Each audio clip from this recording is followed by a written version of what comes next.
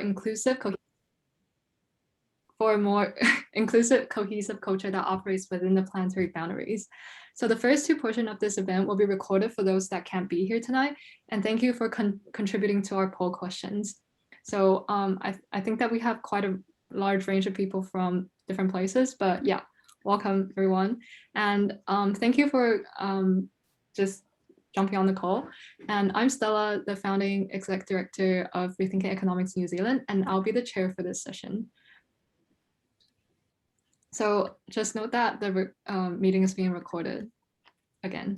So today we bring together professors and economists from a range of backgrounds to share their perspective and build upon each other's discussion. We're so honored and grateful to have 3 speakers with us today. And thank you so much for taking the time to join this conversation. So just some context about this event. So in light of our ongoing response to the pandemic, there is broad consensus that New Zealand should seek to protect and enhance its relatively high level of social cohesion and strive to increase its resilience in the face of uncertainty and change. So to do this entails a commitment to dealing with inequalities and inequities, to addressing longstanding issues of intergenerational disadvantage, to more effectively meet our obligations under the Treaty of Waitangi, and to confronting the issues of post-colonialism. So along with this, there is a broad desire to advance our economic, social, cultural, and environmental well-being. So in this session, we hope to explore some of the pathways necessary to make significant progress towards these goals.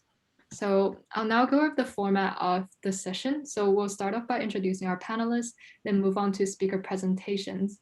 And then after that, we'll have a Q&A session with live audience. So right now, you can already feel free to write down any questions you have for the speakers in the Zoom chat box anytime during the event. And note that the questions can be directed to a specific panelist or all the panelists. So after the Q&A, we'll break people down into 3 cohorts where you'll have the opportunity to interact with one of our panelists in our roundtable discussions. So please let our tech facilitator, Danuki, know beforehand via the private chat function. So right now, her name is Rethinking Economics. So yeah, if you wish to be directed to one of the panelists in a roundtable discussion, then yeah, feel free to use the private chat function. Otherwise, you'll be randomly allocated into the groups. So Danuki, do you want to just say hi so that people know where to find you? Yes. Hi, everyone. Yeah, so my name is Rethinking Economics for the night. But yeah, just send me a private message if you have any technical difficulties or if you want to be with one of our amazing speakers for the roundtable discussion. Okay, thank you so much.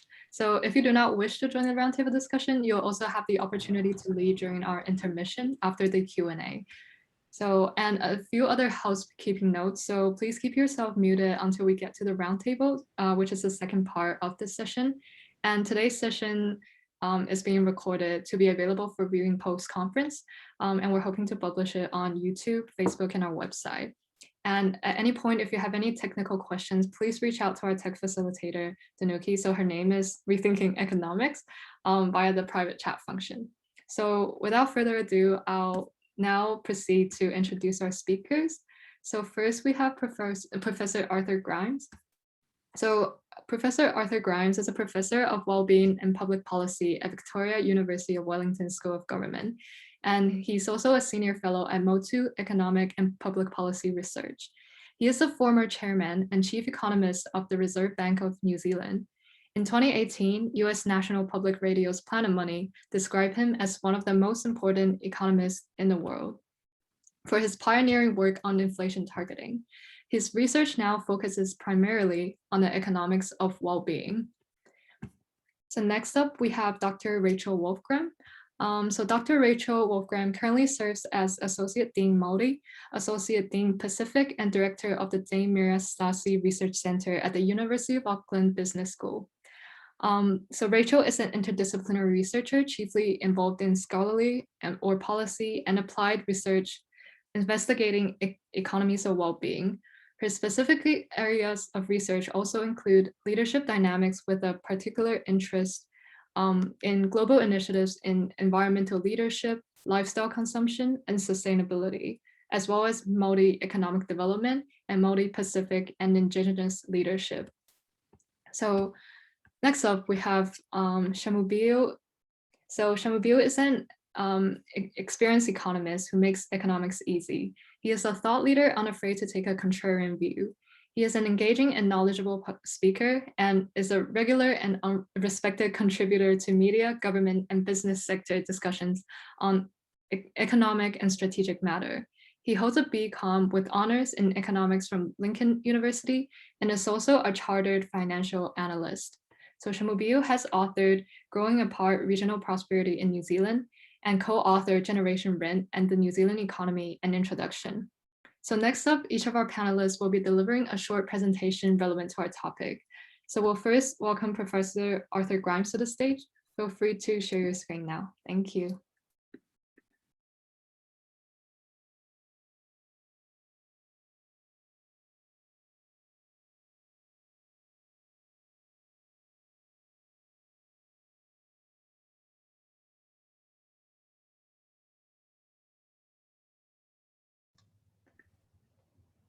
Sorry, okay. Arthur Grimes. Yep. Oh, I'm unmuted now. Yep. Okay. Right. Hi there, everyone. Great that you can join us.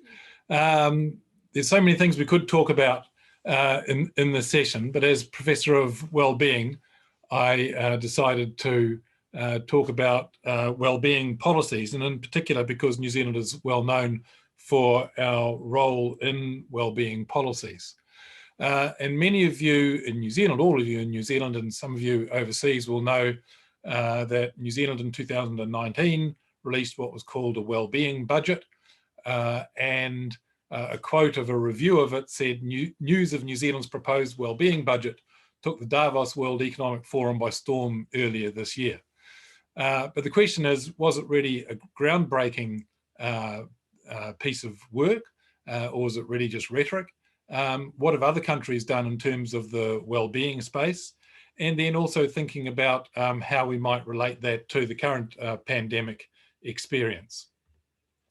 So I go back in wellbeing 2,500 years to this quote by Confucius, which I think is a very nice summary of what a good government should be. There is good government when those who are near are made happy and when those who are afar are attracted. In other words, we can tell whether a government is doing well by whether it's actually appealing to the populace that's in the country at the moment and whether other people want to come along. And this is just as good a guidance for local government as it is for central government.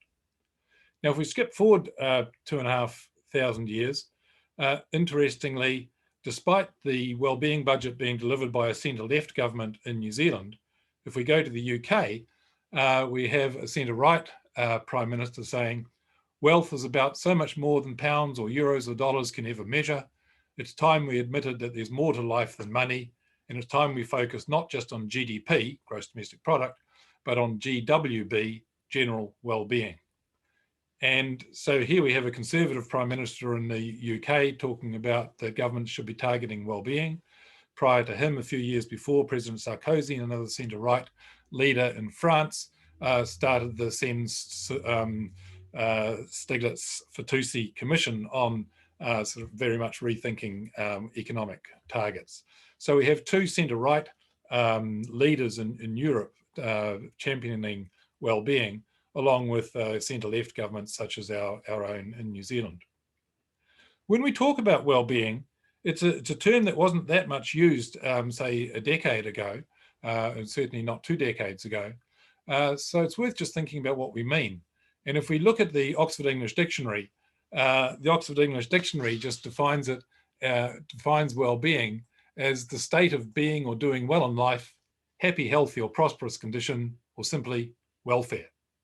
And when they define welfare, they define it as good fortune, happiness, or well-being.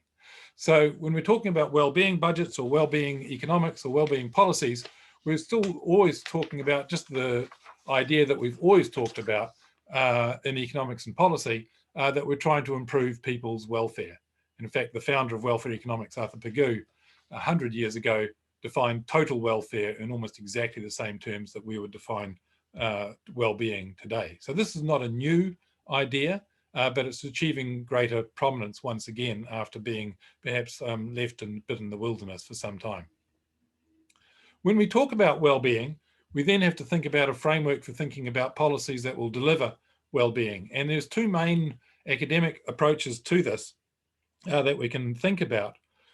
One is the approach that Aotearoa Sen began, called the capabilities approach, and people like Martha Nussbaum have come along on this as well, as of many others. And Sen argues that what we should be doing for public policy is designing public policies to improve people's capabilities, which are essentially their opportunities or their freedoms to achieve things, to pursue their well-being. The difficulty with this approach is that as a policymaker, who would choose which capabilities to target? Who should say, I think your capabilities in health or education or something else are the important one for you? So it's quite a paternalistic approach. It requires public policymakers to come along and say, we know better than you, we'll set which capabilities we should target for you. The other alternative approach, which derives from a number of social sciences, psychologists like Ed Dienar, sociologists such as Ruth Veenhoven, Dick Eastland, an economist there, Carol Graham, and other economists who have got in the picture, is a modern approach rooted in the old utilitarian philosophies of Bentham and John Stuart Mill, etc., but saying what we should be targeting is maximizing people's what's called subjective well-being, how people evaluate their life as a whole. So policies should be targeted towards making people feel that their life is well worthwhile and is enjoyable. And we ask a question, for instance, such as, all things considered, how satisfied are you with your life as a whole these days? And then we can use those sorts of answers and other things to use to replace cost-benefit analysis with what's called cost-well-being analysis. This is now done quite routinely in some countries, such as the UK.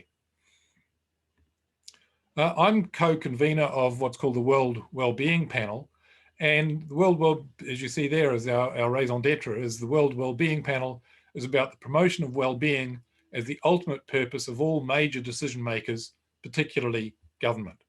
And so it's raising well-being to be the things that governments should be trying to achieve, and local governments as well, and etc.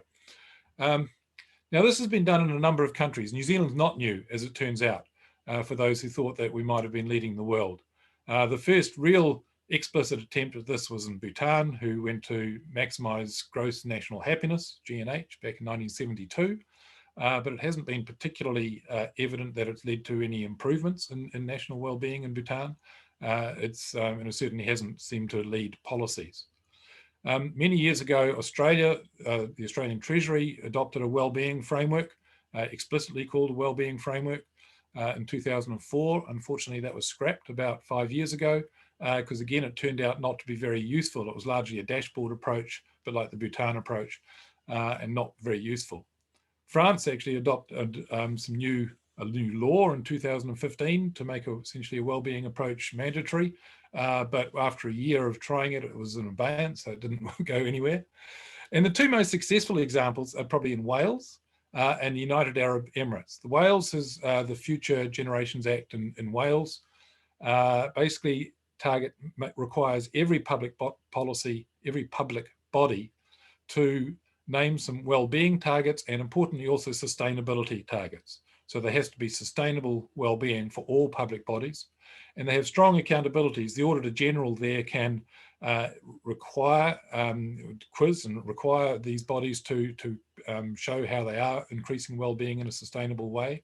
And there's a Future Generations Commissioner who acts on behalf of future generations to ensure that the policies are being done for future generations.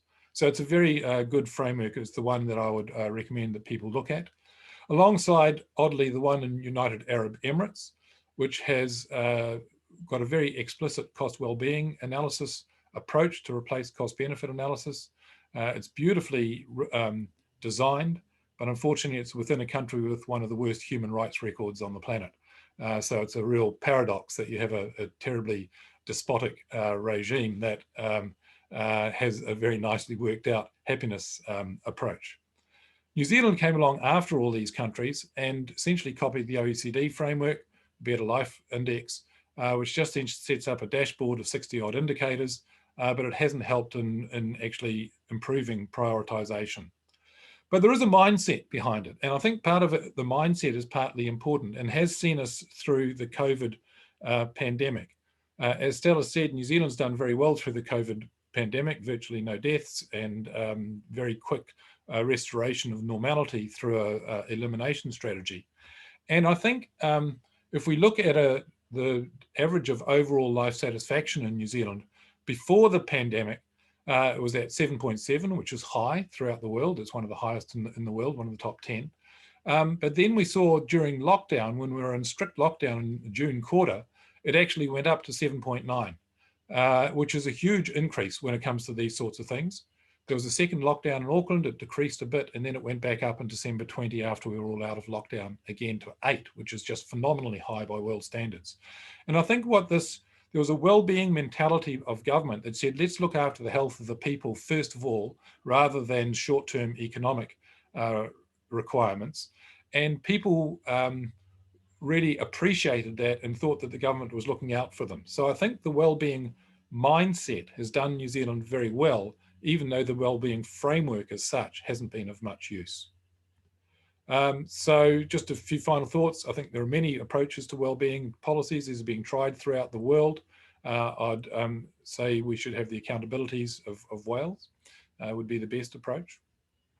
And I'll just leave you with this little chart, one of the books by Richard Layard from London School of Economics, who's one of the economists who specialised in this area. Just a book called Happiness. You can get it at your local bookshops, very good book.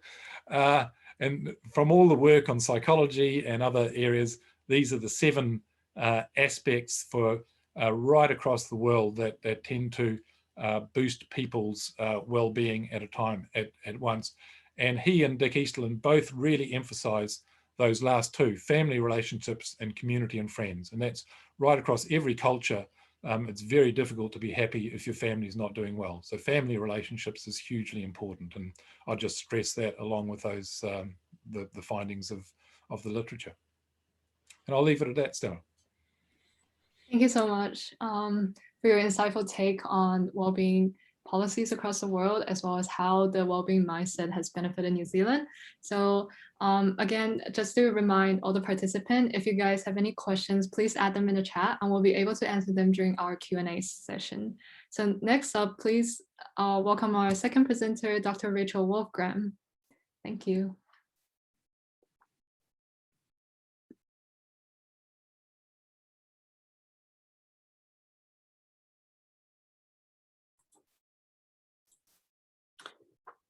Kia ora koutou. I hope you can hear me okay.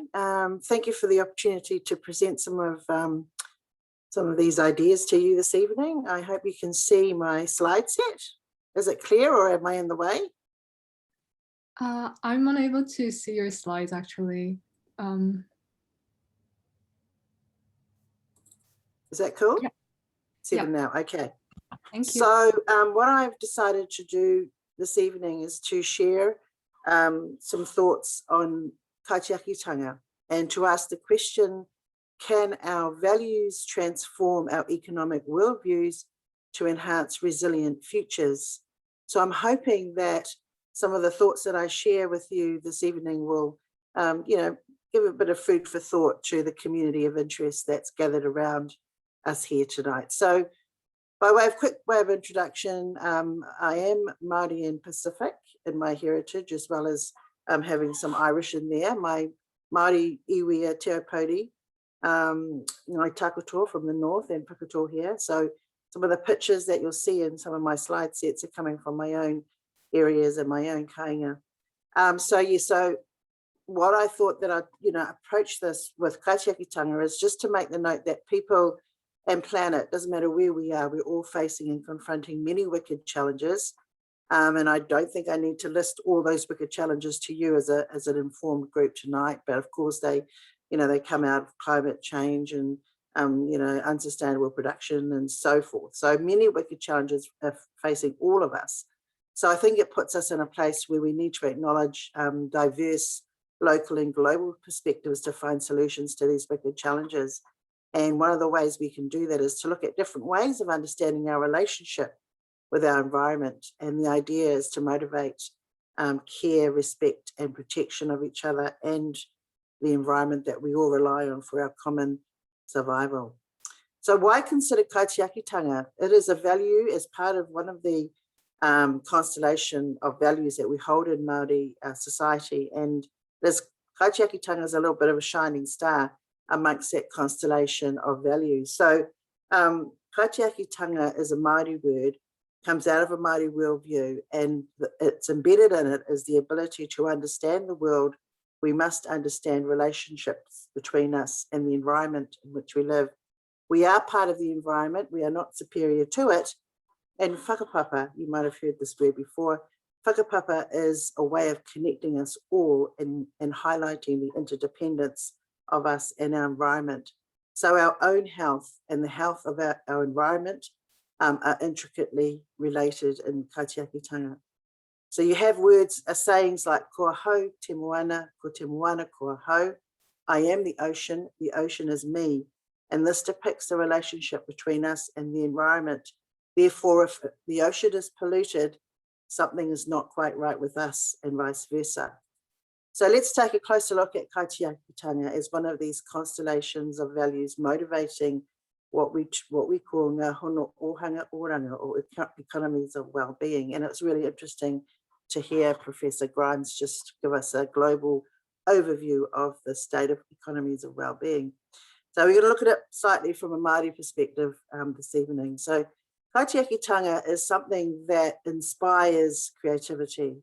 So all in Aotearoa New Zealand and around the world, indigenous peoples create all sorts of carvings and artworks and so forth. And many of these things are inspired by Kaikaikitanga as a value that recognizes our relationship and our interrelationship with the world. So Kaikaikitanga as a value also inspires many different types of artistic expressions, as well as performing arts and dance. And you can see all these wonderful things through exhibitions like Toi Tu, Toi Ora. And I've given you a link to a virtual the gallery of Auckland's art gallery. So Kaikaikitanga is a value that also inspires proactive action.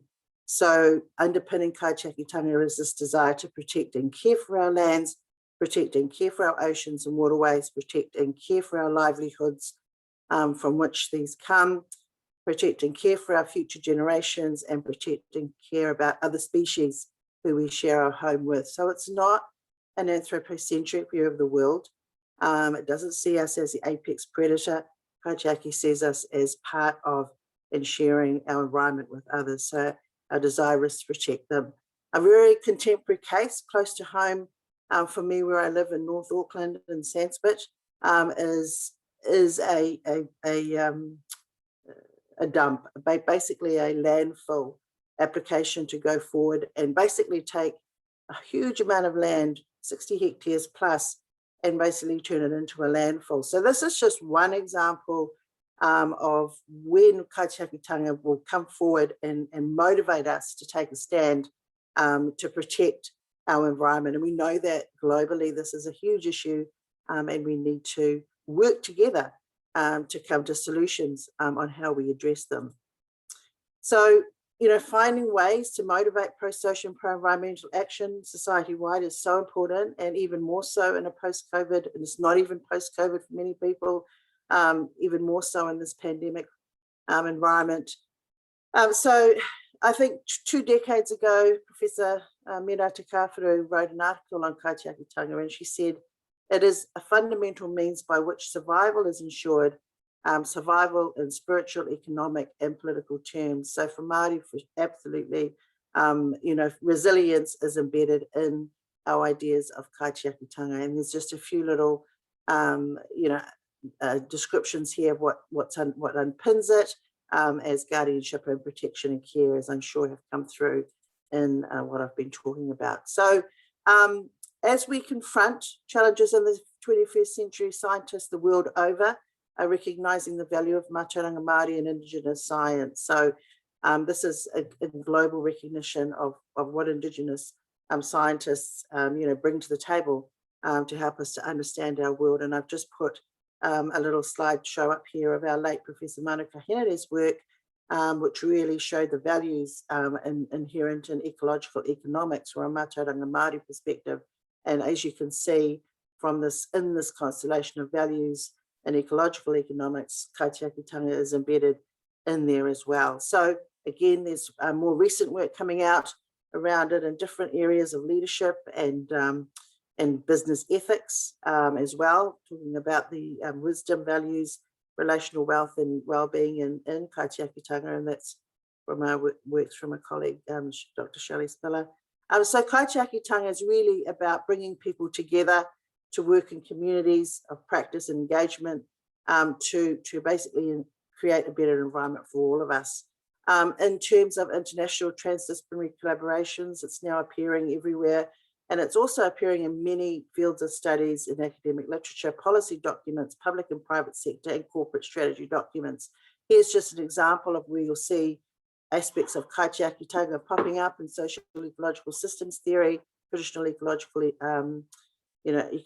ecological knowledge, sustainability and sustainable consumption literature, business ethics, corporate social responsibility, circular economy, cradle to cradle, and many more. So it's, like I say, it is a bit of a shining star, and we're surrounded by many examples of it. So I think just to finish off, because I know we only had a few minutes, to acknowledge with deep gratitude the work of millions of people the world over who are working together to create a better world for us. To remember and respect mana te whenua and tanga te whenua in Aotearoa New Zealand and the promises made in Te Tiriti o Waitangi, and to remember that we are in fact all kaitiaki as citizens of planet Earth. So a key point to remember is that instead of, I buy therefore I am and I shop therefore I am, kaitiakitanga is really about we belong, therefore we are. So I hope that my thoughts have been able to stimulate a few ideas out there tonight. Thank you, Dr. Rachel Wolfgram, for that excellent presentation on Kaikaikitanga and how the indigenous perspective can help us move towards a more resilient future. So next, let's please welcome our third presenter, Shamubil. So the floor is yours. Thank you. And Dr. Rachel Wolfgram, it would be great if you could stop sharing your screen. Oh, okay, great, thank you.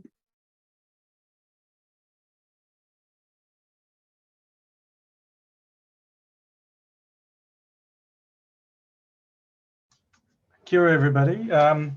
Look, I think what I'll do is I'll take you through a little bit of the data that Arthur talked about in terms of where New Zealand came through with this pandemic and what our response was and what the lessons might be for us heading forward. Because the purpose of today is to not just think about, I guess, the broad ideas or frameworks, which are extraordinarily important, but what is the reason we want to talk about this? And I think the reason we want to talk about this is because there is this little window of opportunity for us to actually take these ideas and ram it into the way that we do public policy and shape the way politics is done. Because so much of politics is transactional, so much of the way we do things is so transactional and so confrontational, and not about what Rachel was talking about, which is about doing things that's right for everyone and for the planet and for the economy and for each other. And in many ways, I think what New Zealand's experience was of the last 18 months is we lived by those values. And I think that was the extraordinary difference from when you look around the world. While the world was going through this pandemic that infected tens of thousands of people, millions of people, on the left-hand side, you can't really see New Zealand and Australia in the chart at all. Per million, our numbers were so small, we don't even appear in the chart. And it's quite a nice thing. These are the things you don't want to appear in a chart for. On the right-hand side is the number of people we've killed per 5 million. New Zealand's lost about 27 people to COVID. And if we had followed the experience of the UK, for example, we would have lost 9,500 people. These are real human lives. So when people talk about valuing the economy over people, these are people we know. If 10,000 people died in New Zealand, it would have been your friends, your aunt, your uncle, your parents, right? So there is this kind of almost this disregard for humanity in the way we talk about the economy and public decisions, which I find quite frustrating. And with the pandemic, I think that has kind of torn away some of that veil of obscurity that we hide behind when we talk about public policy and politics. And also what we saw was, while the priority was very much about human lives and lives and livelihoods, also became very much a beneficiary. So, a lot of the reasons why people didn't want lockdowns and didn't want restrictions is they didn't want to lose jobs and businesses. They thought that it would have this terrible consequence, which would be worse than COVID. But what we found was, compared to almost every other advanced economy in the world, cumulatively, New Zealand has had fewer restrictions than everybody else. And our economic cost has been far less. And that's because what we had was those short, sharp shocks that Arthur showed in his little chart of happiness. And what we found was, after the initial kind of the short lockdowns, when we had lots of high levels of, well, there were scares of infections, economic activity rebounded very quickly as things opened up.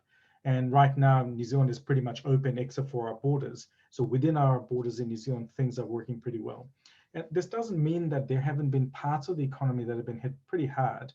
The closed borders means that international tourism has been hit very hard, which was a huge exporter, a huge employer of many people in New Zealand. And in parts of the country, there has been tremendous impact. So it's not to diminish that, but it is to understand that at the aggregate, the response has been extraordinarily good in both saving lives and livelihoods. And what we find is, in terms of jobs, in terms of unemployment, yes, there has been some impact and the distribution has been really important, but overall the economy is in better shape than we thought. There were these, extraordinary fears when COVID first hit of how many jobs we would lose, what impact it would have on people and the economy. But what we have found instead, as you can see on the left-hand side, is we can't really see much of the impact of COVID. There's a little bit of a squiggle, and really we kind of rebounded pretty quickly. But if you look on the right-hand side, what you can see is the number of people who lost their jobs did in fact spike up. So not in the official numbers, but in the number of people who are on the job seeker benefit, those numbers increased very rapidly through those first few months of the lockdowns. So there were parts of the economy that got hit really hard, but there are other parts that have in fact been absolutely booming. I was talking to some of my lawyer friends the other day, and they said they've had the best year ever. So again, there is this issue of quite often the impact of these things are very uneven, and certainly this unevenness has been very clear through the lockdown. And Rachel talked about this, and I think Arthur talked a little bit about this as well, in terms of the structural inequalities and the issues that we face in society. And when we think about what happened during the lockdowns, there was this incredible flexibility in a lot of people's jobs and businesses. We moved in the way that we did things. Normally in New Zealand, about 500,000 people sometimes work from home. During the lockdown, it was more like 1 million people, but not everybody could do that, right? The people who were the essential workers were inevitably the least well paid and had the worst working conditions, insecure work, insecure pay. And we all said, oh, isn't it wonderful that we have all these essential workers? But once the lockdowns were over, they remained lowly paid and in insecure work. So there is a lot of disconnect between things that we say and things that we do. And when we see things like the flexibility of the economy, yes, it's true. Lots of people did do that. There was a huge amount of investment in the economy by a lot of businesses, but it was very top loaded in terms of those highly skilled, flexible jobs, things that could be done from home. A lot of businesses, a lot of work can't be done from home. And more often than not, those kinds of jobs have tended to be lower pay, and it tended to be more insecure work. We're starting to see quite some positive impacts though. So I was talking to one of my friends at Microsoft, and they said in the first 3 months of the pandemic during the lockdowns, they sold more product, particularly in terms of things like Teams and going onto online and cloud, than they had planned for the next 3 years. So a huge amount of this investment was brought forward in a very short period of time. And we're starting to see that impact coming through now. A significant amount of productivity gains we're starting to see in the economy now because people are working more flexibly, and that is having some impact. We're seeing some impact in things like in congestion. In Monday and Friday, people are more likely to work from home than on Tuesday, Wednesday, Thursday. And funnily enough, I can see that in the internet data. I can see when everybody logs into their Zooms and their online meetings. And Mondays and Fridays, we see big upticks. And you also see some really strange things, like people have lunch at 12:30. So, you can see this big dip when everybody logs off to do something else. So there's been this incredible flexibility that came through as a result of this pandemic that was very useful, and that really helped support the economy. But really the big thing that happened, and I think the groundswell that has taken place, is the role of government in all of this. So You can't quite see it in these charts, but the response from government was just extraordinary. We spent billions of dollars in supporting businesses, in supporting people, and that was exactly the right thing to do. The scale of government intervention, both in terms of the dollars spent, but also shutting off the borders, these were not the kinds of things that we would have thought about would be possible even 12 months earlier. Just the scale of the intervention was so big. And it turned out that it wasn't just that the government intervened. It was also the central bank, just like it was here in New Zealand and around the world. Central banks cut interest rates massively, and they flooded the economy with credit. And that really helped as well, because it meant that every lever that we had at our disposal was being used to try and supercharge the economy and to protect us from the pandemic, while all the other stuff was going on the health side of things. There was this strange thing that happened, and I think there's two things that come through that are worth just touching on. One is, despite all of this, we have this tendency to think we're going to go back to the way things were. And I find that extremely frustrating. On the left-hand side, you can see a chart of interest rate forecast from the central bank. It's the same as every other forecaster. They always get everything wrong. But literally, their forecast is always about some sort of return to norm. And I don't think we can expect that we're going to go back to the same kind of norm after the pandemic, because I think something has changed. And one of those things that we saw was, of course, when you create lots of stimulus, when you create lots of interventions, people will react differently. And you can see on the right-hand side, it was a little bit unexpected, well, or maybe entirely expected, Arthur would say, that when the floodgates were opened, all the money went towards buying and selling existing houses, and it didn't go to farms, it didn't go to businesses, the kinds of things that would have actually supported the economy. The reason I'm telling you this is because I think there's some very important lessons from the pandemic. And what we found was, of course, that when the pandemic hit, it was no longer abstract. We've always known that a pandemic was possible, but it was no longer abstract. It was urgent, it was immediate, it was in your face, people were dying. And because we could see it and we could imagine it, we could value that. So we reacted very strongly. We reacted with boldness. And there was a huge amount of education and communication that went with it, which was extraordinarily powerful. And even though there were huge trade-offs, between closing borders and, essentially abandoning our tourism sector versus saving people's lives, those stark trade-offs were spoken about, I think, with enough empathy, with enough understanding, enough science and evidence that people understood that we needed to do this. So despite these very stark trade-offs, there was a collective action path, and people went along with it. There was a broad amount of support. Now, for me, the COVID response was very important in that it showed us that it's possible for government to deal with problems that are huge, problems that almost seem intractable, where trade-offs just seem absolutely unimaginable to make, and yet we did. And the outcome was good, that we were able to find a way forward that was collectively agreed with broad support, and we had good outcomes. And as we sort of move on from the pandemic, because treatment and vaccines will become available over time, the question for me is, can we apply them to other things that still are talked about?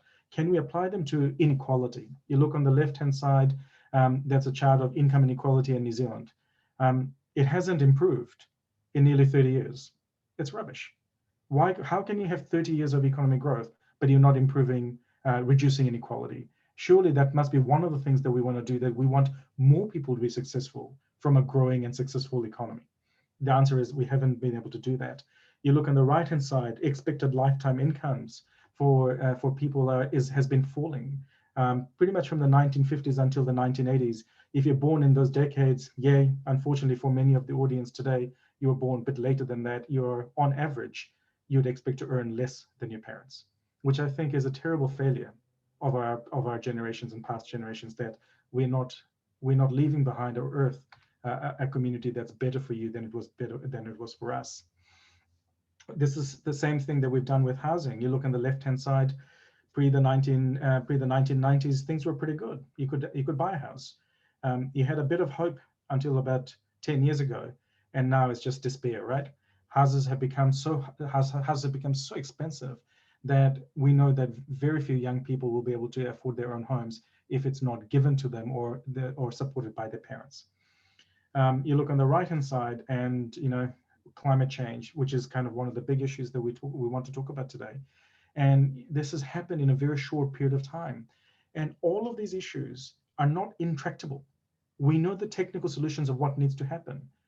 With each of these, we know there are things that we can do, but they require trade-offs. They require boldness. They require courage for us to be able to make those changes. The same thing with regional divides, only because I see so much of it when I go around the country. I know when I go to places like Wairoa in New Zealand, I don't know if all of you know where Wairoa is, whether it's about poverty or unaffordable housing, it's affecting many different parts of New Zealand. And there's this inequality that's running through our country in all these different kind of divisions. And you go to places like Wairoa, and what is extraordinary is they've had massive amounts of population growth in the last 10 years, but the number of people in jobs has fallen. The amount of poverty is being concentrated, the amount of pressure is being concentrated. And yet the interventions that are required to help these people is so small, because we're not talking about tens of thousands of people. We're talking about maybe 100 people, and we know who these people are. And yet there is this disconnect between policy that is being made in Wellington and what we're seeing at the local community level. And I think when we look forward in terms of how we need to think about our issues, is there is this generational change that's coming. It's no longer going to be enough for us to be able to rely on the median voter to be able to make changes. And when you look at the big reforms, big changes of the 1940s or the big reforms of the 1980s, we had generations, an age group of cohort of people who were very, very important when it came to voting. That is no longer the case going forward. So our ability to go, we're going to sort of focus on a center voter, is not going to work. The reason why I'm sort of really kind of concerned about this is because when I think about the lessons of the pandemic, it is very much this, that we know what to do. The technical solutions, whether it's climate change, whether it's housing, inequality, poverty, there are tools that we know how to use. But if we want to do that, we have to have boldness of leadership. And that leadership has to come from a social license that comes from us, the people. But us, the people, will not be able to give that license if we don't have the education and the knowledge, and if we don't have the cooperation across all of the community and society to be able to ask for something with a united voice. One of the biggest challenges that we have seen in New Zealand and many other countries over the course of the last few decades is this rise of individualism and the rise of partisanship and rise of conflict. And every lesson of COVID is against that. Every lesson of COVID is we have to have leadership, we have to have cooperation, we have to have a common purpose. And when I think about the opportunity going forward and the lessons of COVID for me, it's very much this. It's not the technical solutions that's the problem. The public is not united in what it wants. If we had that, if we had the connection and the communication and the education, I'm absolutely convinced the political forces would be forced to act differently. What we want as individuals, as a society, is what Rachel talked about. We want to be able to be a part of community. We need to be part of the outcome. Otherwise, we're going to be asking for the wrong things. So I might leave it there. The main thing for me is economics as a discipline is entirely capable of a much wider conversation, as Arthur talked about. But we have narrowed it down to a very muted, a very unemotional subject. And therein lies some of the challenges. But I think COVID has shown that there is a huge amount of humanity that connects both with the public and with the politicians.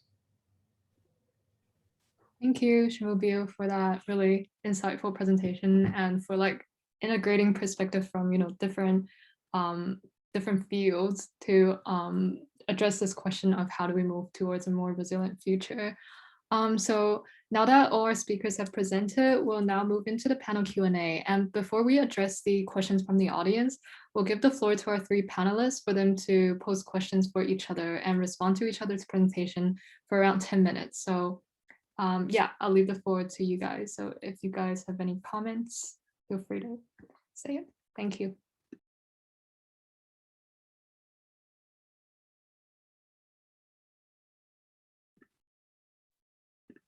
And so if you guys don't have any questions, we'll actually move on to the Q&A from audience. Like, so are you guys okay with that? Just to check this. Okay, cool. So we have a few questions from the audience. So the first one is from Lorenzo, and he asked, is there a kind of hierarchy in the factor to achieve happiness? And if so, what is the order? Can I come in there? And it's interesting coming from an economist, but the most prominent economists who work in this field, and sociologists and psychologists as well, always bring it back to family and friends as being the most important. This goes right across every culture in the world, that if you don't have a happy family life, it's very, very difficult to be happy in your more general life. Some people make up for it with more money or more travel or whatever, and that can, all those things can help. Your health's important, your education a little bit is important, but the most important is family and friends. And the one thing that can derail it most, apart from that, is mental health problems. So from a policy point of view, if you can't do much about family and friends, it's absolutely critical to be addressing people's mental health issues. Thank you. Would Rachel and Shimobu like to respond to that? Or? Okay. Yes, I would just make a comment that underpinning the response to having family and friends in terms of happiness is that many studies from around the world have found that it's absolutely critical to have a sense of belonging. So people, the first and immediate social group that they would expect to find a sense of belonging, but that's not always the case, is family and friends. But of course, we know that in society, many people don't find a sense of belonging with family or friends. There's a lot of major issues around the world with families and people not having that sense of belonging there. So they go to other places. And linked to the sense of belonging is your identity. So, I would challenge economists, and I know that there are colleagues that do work in identity economics, to really look and a little bit deeper than superficial aspects around what brings happiness. And just, like I would say, identity and a sense of belonging are absolutely crucial. Thank you for that. So we'll move on to the second question posed by Warwick. So he asked, how does economics best deal with immediacy challenges versus political cycle and loss of attention? So he said he'd love to encourage brave choices by politicians and people for future generations, even though the consequences are far out in time and the populace have current pain points and distractions. So some of the long-term challenges he mentioned include climate change, ecological collapse, and health outcomes.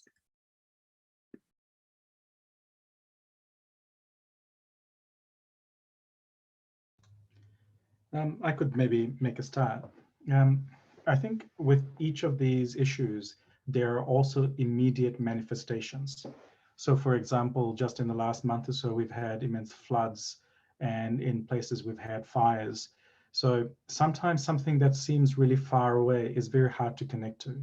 But by connecting people to the consequences of what's coming down the pipe, being able to show people that your way of life is no longer possible, that it will have tremendous impact if we don't act. I think those are some of the approaches you can use. I talked a lot about education and communication, and I think that is really critical. When I talk to my children, for example, for them, climate change is not something that seems far removed. For them, it's part of their lives, it's part of their reality. So they don't see it as something you argue about. It's more about what do you do? And so I think with education and communication, you will reduce a lot of the immediacy problems that we see with essentially the dead wood that's cluttering up our politics and our media and our public conversations. And it's not true for every old person. It's just there is a lot of people in positions of influence where they are trying to stop, I think, progress from happening fast enough. So yes, I think it is those two things. It is about being able to connect it with immediate manifestations, but more importantly, taking a longer term approach of education and communication, which are extremely powerful tools.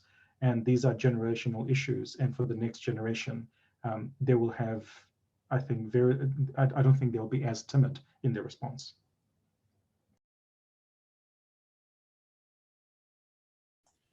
Maybe I could just develop on what Shamambeel has talked about. I see perhaps three different ways of dealing with long-term issues. One which we don't want, but is the most effective, is to start from a crisis.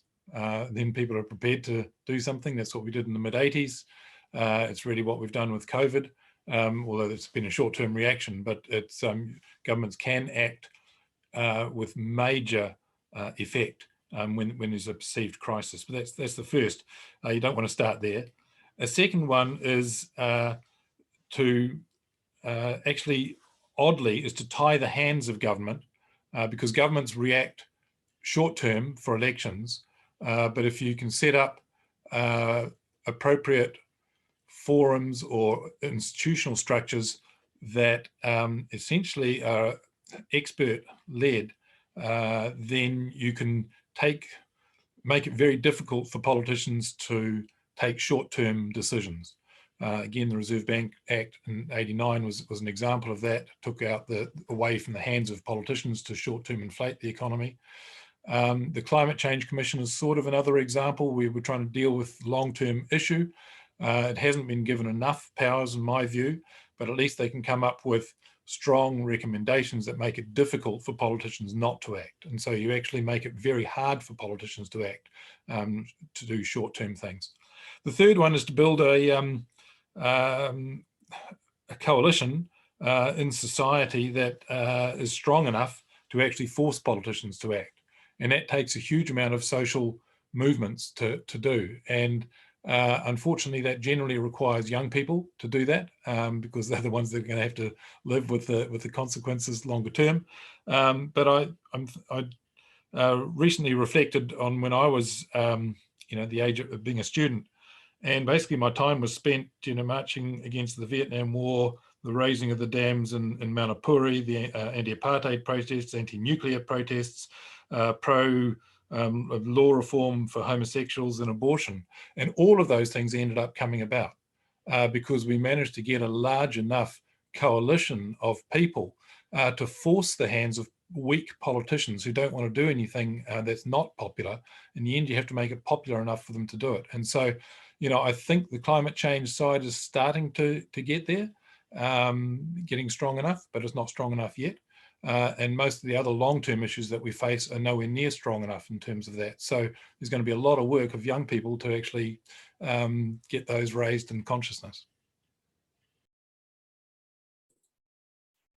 I think that's really cool that you've been talking about this, Arthur. I think that's exactly right. And I think if we look at values, like I asked the question, can our values transform our economic worldviews and enhance resilient futures? The answer is yes, absolutely. And Kaikaikitanga resonates with so many of us. It's a common value system that we all have. And in fact, as I said, 20 years ago, no one had really heard about Kaikaikitanga. And now it's in corporate strategy, it's in government policy, it's at regional level, at national level, it's in literature, it's in fields of study, transdisciplinary areas. So, we think maybe we're not doing much or nothing much is happening in all these areas, but yes, actually, there is a lot of hope that things are starting to move and shift, and that we will, with the right leadership and grassroots action, it will happen and is happening. Yeah, thank you all for that really hopeful messages you're sending out about civic engagement, as well as, participating politically. So moving on to the next questions from Panayotis. So he or she asks, what are the policy implications of the importance of friends, and how does that relate to people's social networks drastically shrinking when they lose their jobs?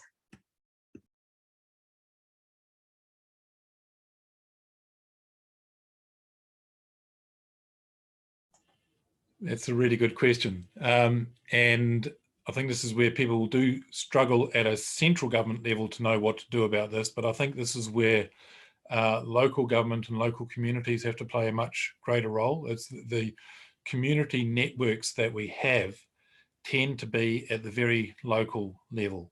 And so it's really important for local governments to be doing all sorts of things in terms of local well-being, where people can come together as family groups and as groups of friends, whether it's festivals or arts,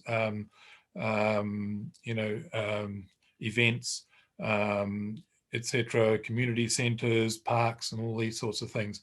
I think local government has a big role to play in this, and central government has very little role to play. But the point about unemployment is very important. We know from all the surveys that we've done that one of the worst things that can happen to somebody is to become unemployed, and that reduces one's well-being. And I have to say, and I don't want to be sexist about this, but it's particularly acute for men. Because men, the social norm is that men can provide for the family, and if they lose their job, it can result in the destruction of the family structure. Just because that's what the social norm is. So it's a really important issue that how to deal with giving people meaningful employment if they do lose their jobs, to make sure that they can get into a job again quickly.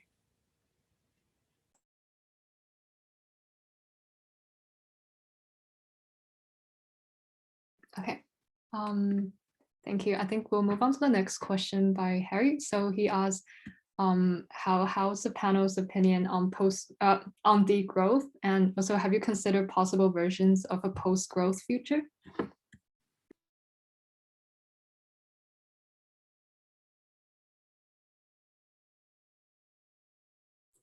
Well, I'll just quickly answer this from a point of view of being involved in sustainability for over 15 years or so.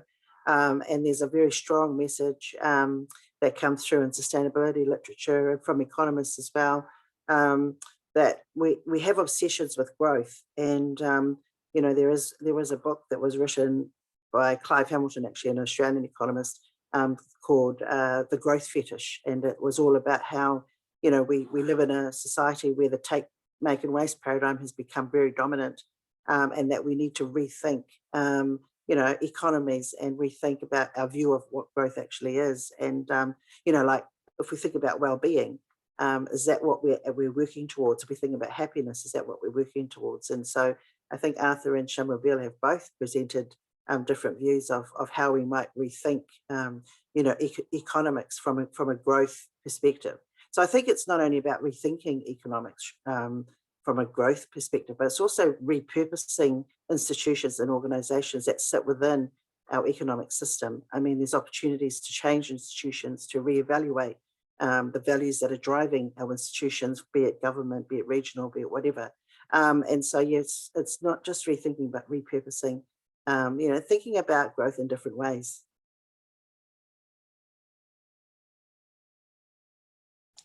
Yeah, if I could come in here, I think it's a very vague concept, the degrowth concept, and I think it's not actually a particularly helpful way of looking at it. I think what we know is people at a personal level tend to like increasing their incomes, and but they want to do that relative to other people, and so we have what's called the Easterlin paradox, which is that if everyone gets richer, no one gets any happier, basically, because everyone's relativities are the same. So that's part of the reason why maybe growth doesn't lead to more happiness. But there's a sort of, so governments, I don't think should emphasize growth from a top-down perspective. Oddly, we have a well-being government that's still just as strong on promoting growth as any other conservative government, etc., has been. And left-wing governments right throughout the world are the same as a right-wing governments. And so there's no real difference here. I don't think governments should prioritise economic growth as the main thing. But when it comes from, I wouldn't say that we shouldn't have growth. I think that's an entirely different way of thinking about it, because at a personal level, if I'm a musician and I'm playing 3 gigs a week, and I think, oh, actually I could play 4 gigs a week, well, that's a 33% growth rate. Okay, that's what economic growth is. Paying 1 more gig a week is economic growth, because growth, of course, includes services as well as, economic activity includes services as well as manufactured goods and things like that. So I think it's the type of production that we have that's really important rather than how much production we have. And that's why I think it's been a very simplistic concept, this degrowth concept, because it hasn't talked about the kind of growth that we might want or that might be sustainable. I think having lots of musicians going out playing more gigs would be fantastic. I mean, it would be, and I come from a musical family, so it's naturally that I think of that example. But it doesn't destroy the planet. So, I think it's a matter of the type of growth rather than whether we have it or not. Yeah, I might just expand just a wee bit on Arthur's answer, and it's also that working smarter part. So a lot of our economic growth can come from productivity gains, which is not becoming more intensive in terms of the way that we consume products. I think Rachel kind of hit it on the head in terms of it's that kind of wasteful consumption where we are consuming too much more than we need, and also the way we consume where it's very disposable. It's those kinds of things that create growth, but it creates a semblance of growth. It doesn't have the permanence that you might have had in the past. So I think there are types of growth, types of consumption, types of activity that are particularly bad for the environment and for society. But there are others within that whole kind of spectrum of what we call GDP that are actually perfectly fine. I would love to have more gigs. I'm perfectly fine with that. If it's not creating a huge impact on society, but also if we're working smarter, even in the way that we produce goods, even if we're producing food that's more efficient, using less materials, less fertilizer, less emissions, that actually turns up as more growth because we're getting better at it. But it doesn't mean the environment is getting worse off. So we might want to disentangle what we are trying to achieve here. I think very simplistic connections between just this idea of growth versus the environment is not always in the same opposition as people might think. Okay, thank you for that. And speaking of consumption, so Lorenzo asked, what is the role of consumption in generating happiness and triggering the ecological breakdown? So I think you already addressed part of that question. But he asked a follow-up questions about studies of well-being confirms that generativity comes first, then utility. Therefore, policy should be made to increase generativity within countries and not utility.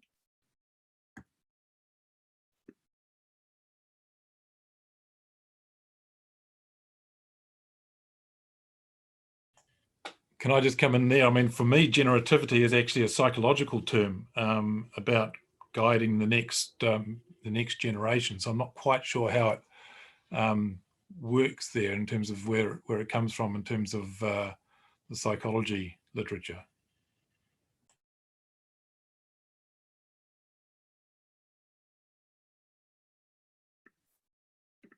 Okay, I think we'll move on to the next question from Warwick. I could just quickly say something about the cycle of consumption.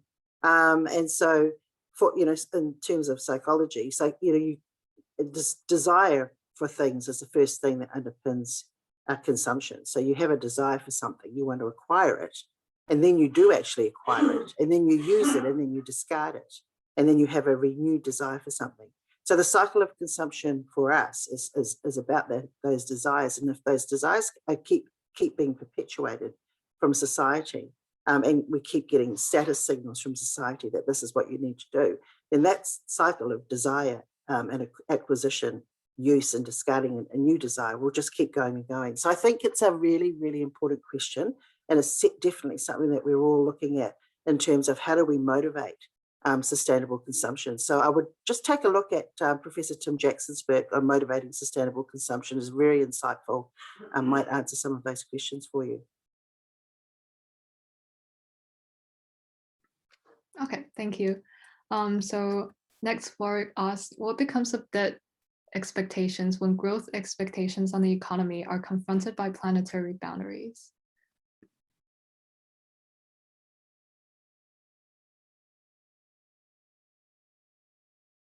So this is a fundamental issue that's underpins a lot of sustainable research and a lot of ecological economics in terms of what those planetary boundaries are, in terms of the use of finite resources, and all of those issues. So I think that's a really good question.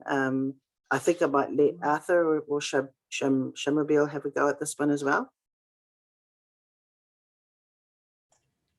Yeah, I don't think debt's such is I think you can separate debt from these other issues. Debt's just a way of financing the what we are doing, and for every debt, of course, there's every liability is a corresponding asset. So I'm not sure that the debt is an issue. I mean, New Zealand has been growing for a long time while reducing its debt until until the COVID situation.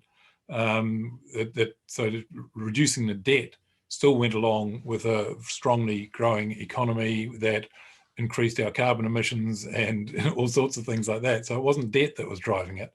I think you can actually separate debt from these other more sort of planetary type issues.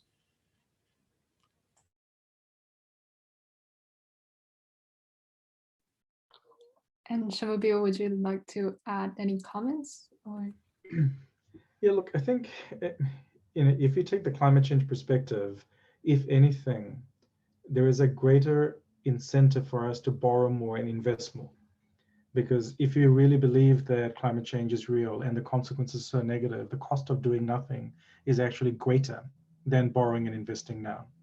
And to me, the link with debt is actually our expectation should be that we should borrow more to invest now because the cost of not doing it is so much higher. Most of the work, with marginal abatement curves and everything, we know that the cost of waiting is very high. Because if you want, if you've got 50 years to decarbonize and you wait till year 40, it's going to cost you a hell of a lot of money and it's going to create a huge amount of disruption. And what government can do is take that leadership role and smooth out some of those things. So my sense would be with these big structural issues, big structural investments that are needed, the role of government and the role of debt is to smooth that pathway and to take on the risk that others are not able to take on right now. I just have a comment to make. I think that some of these, I'd like to challenge that issue. I think debt is a massive problem globally. I think debt is creating an enormous amount of poverty. I think debt is causing issues that relate to our inability to respond effectively to climate change and environmental issues that are impacting the world. I think that that the COVID-19 has accelerated the levels of debt in places where people can't afford to have more debt. It's becoming intergenerational and it is critical.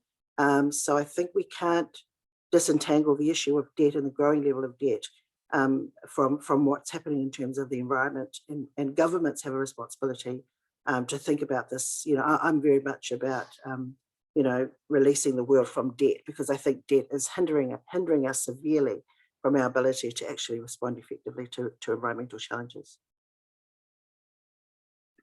Well, let me come back on that one, because I think if you take COVID as an example, the New Zealand government kept people in, many people in work, not everyone, by borrowing from the next generation to do that. If they hadn't have done that, we would have had a very strong increase in unemployment. People's well-being would have gone a lot worse. And the only option that they would have had other than going into debt to do that would be to drastically cut other government expenditures, which would have been terrible, or to drastically increase taxes to pay for it. And there's no way in politically that they could have done that. So I think, when dealing with a crisis like COVID, they had to go into debt, and it basically means the next generation pays the people of the current generation to stay and work. You're using an example of New Zealand, where we have a relatively low debt to GDP ratio. In many countries around the world, we know that that's not the case. So we are fortunate that we can actually borrow more money and create a better environment for people in crisis. But let's just remember that globally, this is not the case. And when I'm talking about relief of debt, I mean globally, not just in terms of New Zealand, because we are relatively well off in terms of our debt to GDP ratio. Yeah, and I'd actually agree entirely with you on that, Rachel. And in fact, that's, from the 80s through to recent years, that's why we reduced debt massively, was to exactly be able to use it when it was absolutely a crisis and not otherwise. And so, no, I agree with you. Okay, thank you for sharing your perspectives. It's really insightful from my point to hear about all the opinions that are coming through.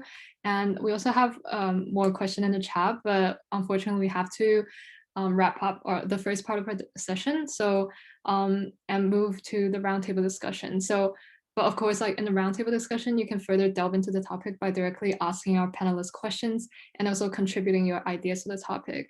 So we encourage our participants to actively engage in the discussion, and we'll have a moderator from our Rethinking Economics team per breakout room to help facilitate the discussion. So now we'll have a 2-minute intermission, and if you wish to be allocated with a specific speaker, please let our tech facilitator Danuki know via the private chat function. So right now, would you be able to say hi so that people can find you? Because I think we have 2 Rethinking Economics account right now. But yeah, okay. Hi. Hi, yeah, so just direct the request to Danuki if you have a request. So otherwise you'll be randomly allocated to one of the 3 groups. So yeah, and note that the discussion will not be recorded.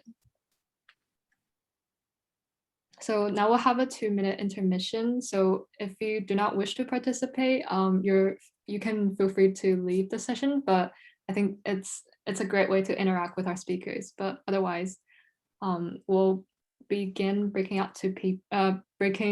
people into different breakout rooms in a minute. Thank you.